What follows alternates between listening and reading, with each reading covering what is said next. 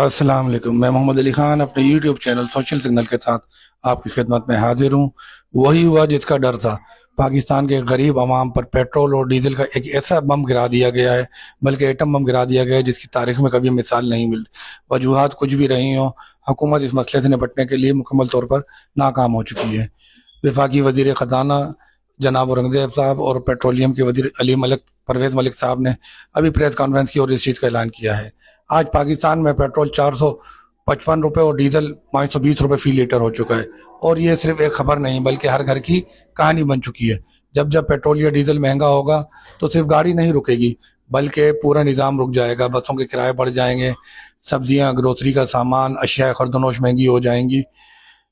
आटा, चीनी, दूध, सब कुछ आम आदमी की पहुंच से दूर होता जा रहा है। सोचिए, मजदूर जो दिन भर मेहनत करके 1000-1200 रुपए कमाता है, वो अपने बच्चों का पेट किस तरह भरेगा। एक तालिब इल्म जो रोजाना बस में सफर करता है या बाइक पर आता जाता है, वो तालीम या अपनी जॉब कैसे जारी रख सकेगा।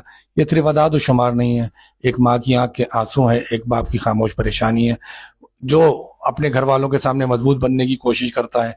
डीजल की कीमत बढ़ने का मतलब कि मुल्क की सप्लाई चेन महंगी हो गई है, फैक्ट्रियों की लागत महंगी हो जाएगी, खाम माल महंगा हो जाएगा, किसान के पास से आने वाली ज़रूरी अजनास महंगी हो जाएंगी। लेकिन सवाल तो सिर्फ एक ही है कि महंगाई के इस तूफान का मुकाबला कौन और कैसे करेगा। हुकूमत को चाहिए फौरी इकदाम करे, आवाम को रिलीफ दे, सब्सिडी दे, बिजली और गैस के बिल कम करे। सबसे बढ़कर जब तक हुकूमत अपने कॉस्मेटिक्स, आर्टिफिशियल अखराजात कम नहीं करेगी, करप्शन को नहीं रोकेगी, तो ये मुल्क कैसे चलेगा। अब वक्त आ गया है कि हम खामोश नहीं रहें और आवाज़ उठाएं और शऊर फैलाएं, क्योंकि सिर्फ आज तक की बात नहीं है, ये हमारे कल का भी सवाल है, हमारी नस्लों के मुस्तकबिल का सवाल है। मुझे दीजिए इजाज़त, मिलेंगे किसी नई बात के साथ। अल्लाह हाफिज़।